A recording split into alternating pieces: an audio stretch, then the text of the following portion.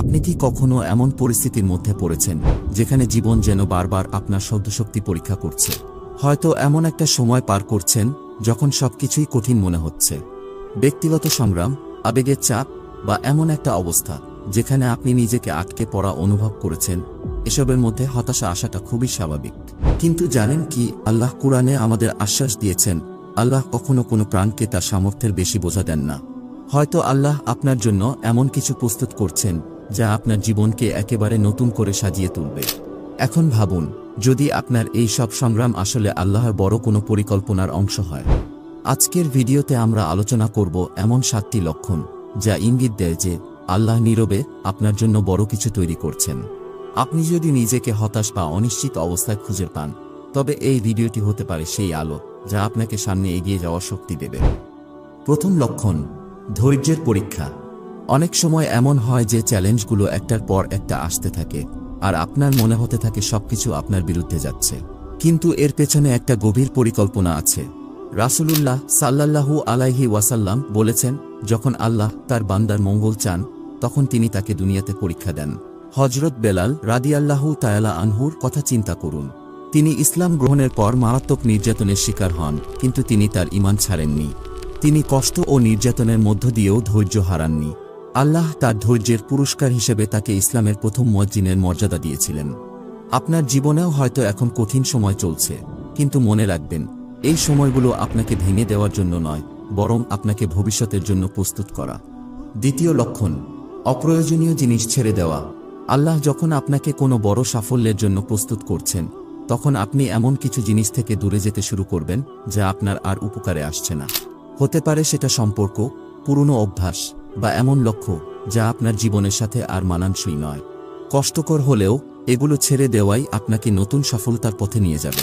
আল্লাহ বলেছেন, হয়তো তুমি কোনো কিছুকে অপছন্দ করো অথচ তা তোমার জন্য কল্যাণকর, আর হয়তো তুমি কোনো কিছুকে ভালোবাসো অথচ তা তোমার জন্য অকল্যাণকর।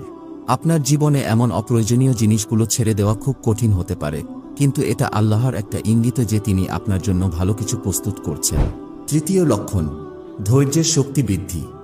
আপনি যদি লক্ষ্য করেন জীবনের কঠিন মুহূর্তগুলোতে আপনার ধৈর্য আরও শক্তিশালী হচ্ছে, তবে বুঝবেন আল্লাহ আপনাকে একটা বড় পরিকল্পনার জন্য প্রস্তুত করছেন। রাসূল সাল্লাল্লাহু আলাইহি ওয়াসাল্লাম বলেছেন, যখন কোনো মুসলমান কষ্ট, ক্লান্তি বা রোগে আক্রান্ত হয়, তখন আল্লাহ তার কিছু গুনাহ মাফ করেন। এটি বুঝিয়ে দেয় ধৈর্য ও কষ্টের মুহূর্তগুলো আসলে আল্লাহর পক্ষ থেকে আমাদের জন্য একটি মাফের সুযোগ। পাশাপাশি এটি আমাদের জন্য একটি বড় কল্যাণের পূর্বাভাস। হযরত আইয়ুব আলাইহিস সালাম এর জীবনে আমরা দেখতে পাই যে তিনি কঠিন সময়ে তার সহ্যশক্তি ও ধৈর্যের মাধ্যমে আল্লাহর পরীক্ষায় উত্তীর্ণ হয়েছিলেন। দীর্ঘ সময় ধরে শারীরিক ও মানসিক কষ্টে থাকা সত্ত্বেও তিনি আল্লাহর প্রতি আস্থা হারাননি। হযরত আইয়ুব আলাইহিস সালাম দীর্ঘ 18 বছর ধরে শারীরিক ও মানসিক কষ্টে ছিলেন। তিনি একসময় খুবই ধনী ও প্রভাবশালী ছিলেন, কিন্তু আল্লাহ তাকে পরীক্ষা করার জন্য তার সমস্ত ধনসম্পদ, সন্তান এবং স্বাস্থ্য কেড়ে নেন। তিনি কঠিন রোগে আক্রান্ত হন, যার ফলে শরীরের অধিকাংশ অংশই ক্ষতিগ্রস্ত হয়। তবুও তিনি কখনো আল্লাহর প্রতি বিশ্বাস হারাননি। ধৈর্য ও ঈমানের মাধ্যমে তিনি এই পরীক্ষায় উত্তীর্ণ হন এবং শেষে আল্লাহ তার সবকিছু ফিরিয়ে দেন, আরও বরকতসহ। এই উদাহরণ থেকে আমরা শিখি, কঠিন সময় আসলেও আল্লাহ শেষ পর্যন্ত ভালো কিছুই দেন। হয়তো আপনার ধৈর্যের পরীক্ষাও শেষ হতে চলেছে এবং আল্লাহ আপনার জন্য সেই বড় পরিবর্তন নিয়ে আসছেন। চতুর্থ লক্ষণ, ব্যর্থতা ও পরীক্ষায় পড়া। জীবনে আমরা অনেক সময় একের পর এক ব্যর্থতার সম্মুখীন হই, হতে পারে সেটা চাকরিতে, সম্পর্কগুলোতে বা ব্যক্তিগত লক্ষ্য পূরণে। এমন সময় মনে হয় যেন কিছুই ঠিকভাবে হচ্ছে না, কিন্তু মনে রাখবেন, এটাই আল্লাহর পক্ষ থেকে আপনার জন্য একটি পরীক্ষা হতে পারে। যেমন হযরত ইউসুফ আলাইহিস সালাম এর কথা চিন্তা করুন। তার ভাইরা তাকে প্রতারিত করে কূপে ফেলে দেয়, যা ছিল চরম দুঃখের একটি মুহূর্ত।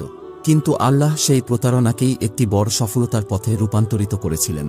ইউসুফ আলাইহিস সালাম কূপ থেকে উঠে মিশরের মন্ত্রিসভায় সম্মানিত পদে পৌঁছান। তার ধৈর্য এবং আল্লাহর প্রতি অবিচল বিশ্বাসই তাকে সেই সফলতার শিখরে পৌঁছাতে সাহায্য করেছিল। আপনার জীবনের ব্যর্থতাগুলো আল্লাহর পরিকল্পনার অংশ হতে পারে, যা হয়তো আপনাকে কোনো বড় সাফল্যের দিকে নিয়ে যাচ্ছে। পঞ্চম লক্ষণ, কিছু মানুষের সাথে দূরত্ব সৃষ্টি হওয়া।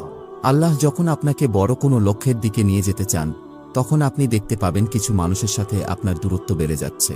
হয়তো সেই মানুষগুলো আপনার জীবনের জন্য আর উপযুক্ত নয়, বা তাদের প্রভাব আপনার উন্নতির পথে বাধা হয়ে দাঁড়াতে পারে। এটা হতাশাজনক মনে হতে পারে, কিন্তু মনে রাখুন, আল্লাহ আপনাকে নতুন ইতিবাচক সম্পর্কের জন্য প্রস্তুত করছেন, যা আপনার জীবনকে আরও সমৃদ্ধ করবে।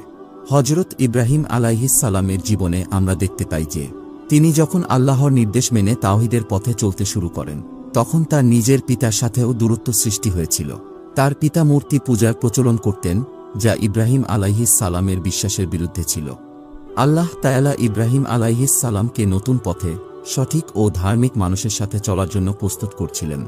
যদিও তার জন্য এটা কষ্টকর ছিল, কিন্তু এটিই তাকে আল্লাহর পথে দৃঢ় হতে সাহায্য করেছিল। যেমন রাসূল সাল্লাল্লাহু আলাইহি ওয়াসাল্লাম বলেছেন, মানুষের ধর্ম তার বন্ধুর ধর্মের উপর নির্ভর করে। এটি বোঝায় যে আমরা যাদের সাথে সময় কাটাই এবং যাদেরকে আমাদের বন্ধু হিসাবে গ্রহণ করি, তাদের থেকে প্রভাবিত হয়ে আমাদের নিজস্ব বিশ্বাস এবং আচরণও পরিবর্তিত হতে পারে। সুতরাং ভালো এবং ধার্মিক বন্ধু বেছে নেওয়া আমাদের জন্য গুরুত্বপূর্ণ। যদি আপনি দেখেন কিছু সম্পর্ক ফিকে হয়ে যাচ্ছে বা দূরে সরে যাচ্ছে, এটা হতে পারে আল্লাহর পরিকল্পনার অংশ, যাতে আপনি সঠিক পরিবেশে বেড়ে উঠতে পারেন। 6 নম্বরে যাওয়ার আগে আমি আপনাদের একটা ছোট্ট কথা বলতে চাই। আপনাদের সাপোর্ট আমাদের জন্য খুবই জরুরি। আপনারা আমাদের কন্টেন্ট পছন্দ করলে অবশ্যই লাইক করবেন এবং কমেন্ট করে জানাবেন আপনার মূল্যবান মতামত। আমরা প্রতিটি কমেন্ট মনোযোগ দিয়ে পড়ি, আর সেগুলো আমাদের নতুন কন্টেন্ট তৈরিতে আরও উৎসাহী করে তোলে। আপনার সাপোর্ট আমাদের অনুপ্রেরণা দেয় আরও ভালো, আরও মানসম্মত কন্টেন্ট বানানোর জন্য।